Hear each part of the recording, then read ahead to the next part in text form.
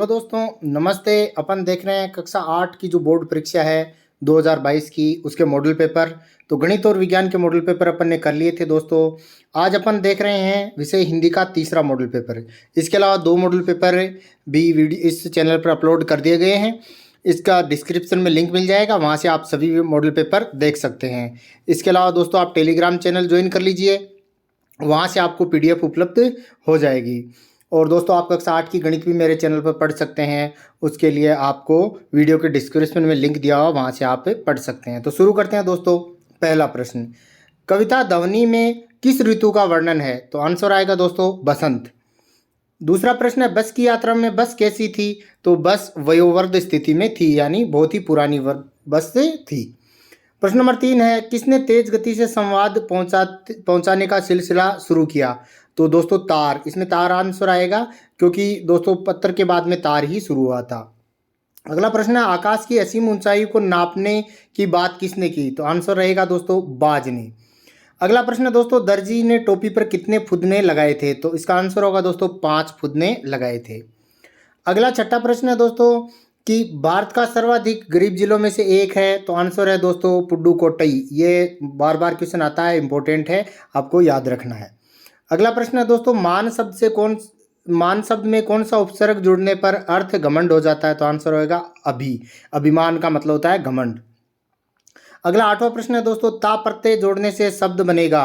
तो इसके अंदर जो मित्रता है उसके अंदर ता प्रत्यय है, बाकी किसी के अंदर भी ता प्रत्यय नहीं है।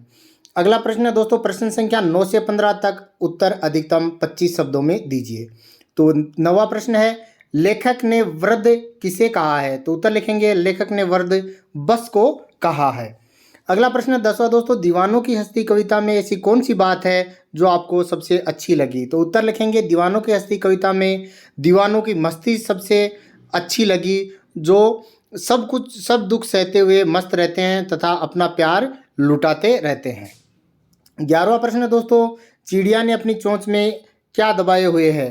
तो उत्तर लिखेंगे, चिड़िया अपनी चोंच में तिनका दबाए हुए है। अगला प्रश्न है दोस्तों 12वां प्रश्न है, कामचोर कहानी में क्या संदेश देती है? तो कामचोर कहानी है वो हमें क्या संदेश देती है? तो उत्तर लिखेंगे, कामचोर कहानी हमें यह संदेश देती है कि माता पिता को चाहिए कि वो अपने बच्चों को घर का कार्य करने की आदत डालें, नौकर पर आश्रित न रहें। 13वां प्रश्न है, जमीला बीबी ने क्या चलाना शुरू किया था? तो उत्तर लिखेंगे, जमीला बीबी ने साइकिल चलाना शुरू किया था। अगला प्रश्न है दोस्तों 14वां प्रश्न, निम्नलिखित शब्दों के विलोम शब्द लिखो। तो कोमल का हो जाएगा कठोर और अनुचित का हो जाएगा उचित। 15वां प्रश्न है, निम्नलिखित शब्दों के 3-3 पर्यायवाची शब्द लिखो। तो दोस्तों पेड़ के लिखने हैं, तो वृक्ष से तरु साखी हो जाएगा और आकाश का नभ गगन अंबर हो जाएगा। अगला प्रश्न है दोस्तों, प्रश्न संख्या 16 से 22 तक अधिकतम 50 शब्दों में उत्तर दीजिए।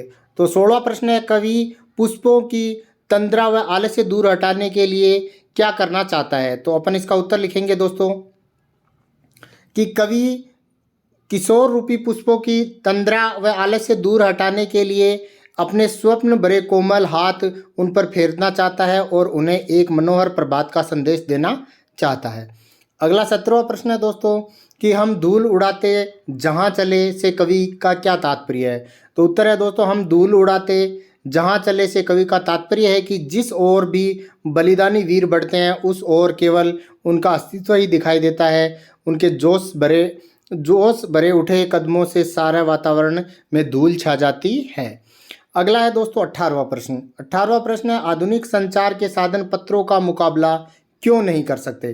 तो उत्तर लिखेंगे दोस्तों, आधुनिक संचार के साधनों में telephone, SMS, mobile, fax, email आदि द्वारा संदेश भेजे जाते हैं, लेकिन उनका स्वरूप स्थायी नहीं है, जबकि पत्र का स्वरूप स्थायी होता है तथा पत्र इन साधनों के मुकाबले सस्ता पड़ता है।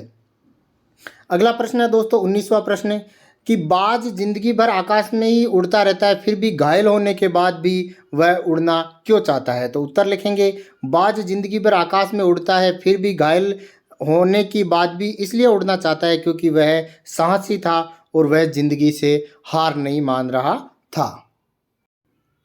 अगला 20वां प्रश्न है दोस्तों कि इसके अंदर अथवा में दिया है, तो अपन नीचे वाला देखते हैं। निम्नलिखित शब्दों के बहुवचन लिखिए। मिठाई का मिठाइयाँ, झील का झीलें, भाषा का भाषाएं, संतरा का संतरे।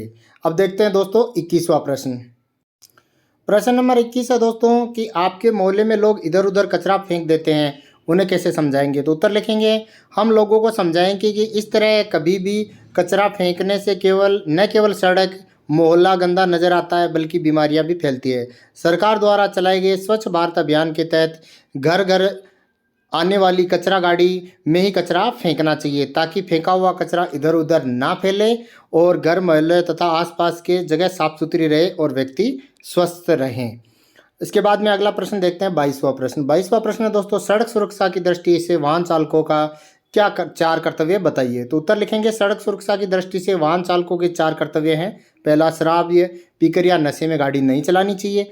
दूसरा, गाड़ी चलाते समय पर मोबाइल पे बातें नहीं करनी चाहिए। तीसरा, यातायात के चिन्हों का पूरा पालन करना चाहिए। और दोस्तों 5वां, वाहन की गति की सीमा पर नियंत्रण रखना चाहिए। उसके बाद में दोस्तों देखते हैं अगला प्रश्न, प्रश्न नंबर 23। सॉरी दोस्तों, 22वें प्रश्न को अपने दूसरा ले लिया, इसमें प्रश्न दूसरा दिया हुआ है। 22वां प्रश्न है, सड़क दुर्घटनाएं वाहन चालकों की किन किन गलतियों से होती है, प्रमुख 5 गलतियां बताइए। तो अपन उत्तर लिखेंगे, सड़क दुर्घटनाएं प्रायः इन गलतियों से होती है। पहला, निर्धारित गति से अधिक तेज वाहन चलाना। दूसरा, यातायात संकेतों का उल्लंघन करना। और उसके बाद में है नशीले पदार्थों का सेवन करके वाहन चलाता और गलत ओवरटेकिंग करना तथा थकान होते होने पर भी वाहन चलाना इसका आंसर होगा। तो 22वां प्रश्न आप ये लेवें। 23वां प्रश्न है दोस्तों कि निम्नलिखित गद्यांश को ध्यानपूर्वक पढ़कर पूछे गए प्रश्नों के उत्तर दीजिए। तो आपको क्या करना है, यह गद्यांश दिया हुआ रहता है उसको आपको आराम से पढ़ना है और नीचे दिए गए प्रश्न है उनके उत्तर देने हैं, या आपके पाठ में से आपकी बुक में से किसी पाठ से लिया हुआ होगा। तो पहला है, लेखक को किसके यहाँ जाना अच्छा लगता था। उत्तर लिखेंगे, लेखक को अपने मामा के यहाँ जाना अच्छा लगता था। अगला प्रश्न है, लेखक अपने मामा के घर कब तक रहता था।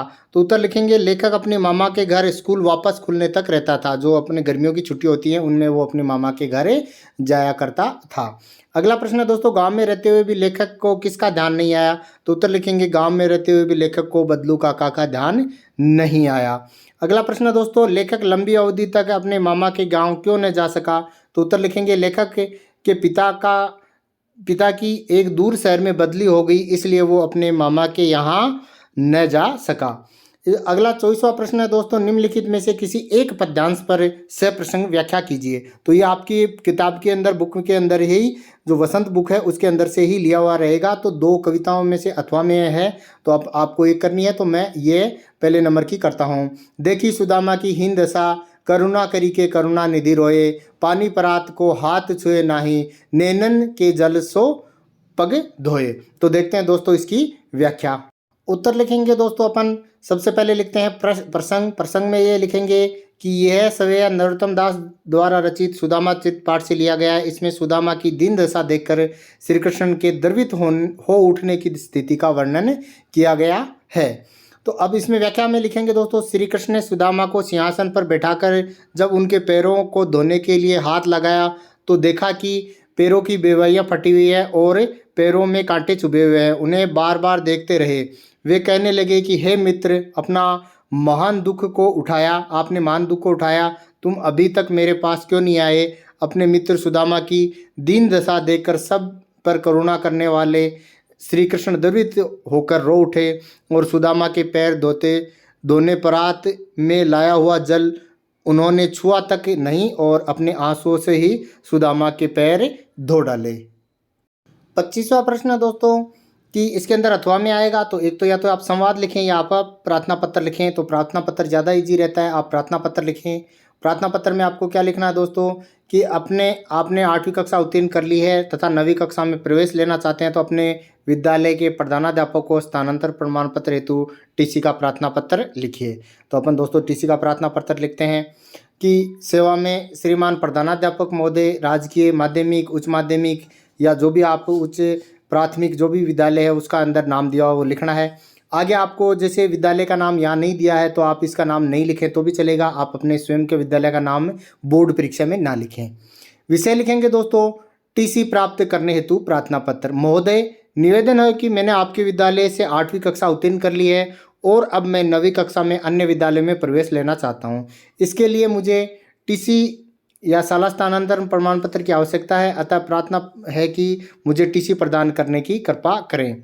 और नीचे लिखेंगे आपका आज्ञाकारी शिष्य लिख सकते हैं, यहाँ प्रार्थी लिखा हुआ है, आप अपना आपका आज्ञाकारी शिष्य लिखें। अगर पेपर के अंदर नाम दिया है तो नाम लिखें, अन्यथा आप अपने यहाँ रोल नंबर लिख दें जो आपके बोर्ड क्लास के अंदर बोर्ड परीक्षा में दिए हुए हैं। दिनांक आपको वो लिखनी है जो बोर्ड एग्जाम में आपकी जिस दिन हिंदी की परीक्षा हो रही है। इसके बाद में देखते हैं दोस्तों 26वां और अंतिम प्रश्न। 26वां और अंतिम प्रश्न है दोस्तों, आपको किसी एक विषय पर निबंध लिखना है या फिर ये कहानी लिखनी है। तो अपन निबंध लिखते हैं दोस्तों। तो निबंध में अपन लिखेंगे गणतंत्रता दिवस पर। तो गणतंत्रता दिवस पर निबंध अपन लिखते हैं दोस्तों कि गणतंत्रता दिवस कब मनाया जाता है, कैसे है, उसके बारे में लिखते हैं। तो गणतंत्रता दिवस के नाम से भी आ सकता है, 26 जनवरी के नाम से भी आ सकता है, और किसी राष्ट्रीय पर्व के नाम से भी आए तो आप गणतंत्रता दिवस पर लिख सकते हैं। प्रस्तावना लिखेंगे सबसे पहले, जब से हमारा देश स्वतंत्र हुआ है तब से 15 अगस्त को स्वतंत्रता दिवस और 26 जनवरी को गणतंत्रता दिवस के रूप में मनाया जाता है। 26 जनवरी के दिन भारत का अपना संविधान लागू हुआ था और हमारे देश में लोकतांत्रिक शासन प्रारंभ हुआ था। अब अपन आगे लिखेंगे कि इसको मनाने का ढंग क्या है। तो अपन लिखेंगे दोस्तों मनाने का ढंग कि 26 जनवरी को दिन प्रातः से सायंकाल तक प्रत्येक नगर कस्बे व गांव में उत्सव मनाए जाते हैं। शिक्षण संस्थाओं में ध्वजारोहण किया जाता है जिसमें सब शिक्षक व विद्यार्थी मिलकर भाग लेते हैं। गांव और नगरों में प्रभात फेरी निकाली जाती है। राज्यों की राजधानियों में राज्यपाल राष्ट्रीय झंडा फहराते हैं और देश की राजधानी दिल्ली में जनपथ पर यह दिवस बड़े धूमधाम से मनाया जाता है। वहाँ भव्य परेड होती है और अनेक झांकियाँ निकलती है। और अंत में लगेंगे उपसंहार। यह दिवस हमें इस बात को याद दिलाता है कि हम अपने राष्ट्र की स्वतंत्रता और लोकतंत्र की रक्षा करनी चाहिए। हमें अनुशासन में रहकर सभ्य नागरिक का आचरण करना चाहिए। तो यह था दोस्तों मॉडल पेपर नंबर 3। आप अन्य सभी मॉडल पेपर मेरे चैनल पर पढ़ सकते हैं, उसका लिंक डिस्क्रिप्शन में मिल जाएगा। दोस्तों चैनल को सब्सक्राइब कर लीजिए और आगे वाले बेल आइकन को दबाकर ऑल को सिलेक्ट कर लीजिए ताकि आने वाले वीडियो का नोटिफिकेशन आपको सबसे पहले मिल जाएगा और आपको बार बार वीडियो सर्च नहीं करना पड़ेगा। और वीडियो को ज़्यादा से ज़्यादा दोस्तों के साथ शेयर करें दोस्तों। धन्यवाद।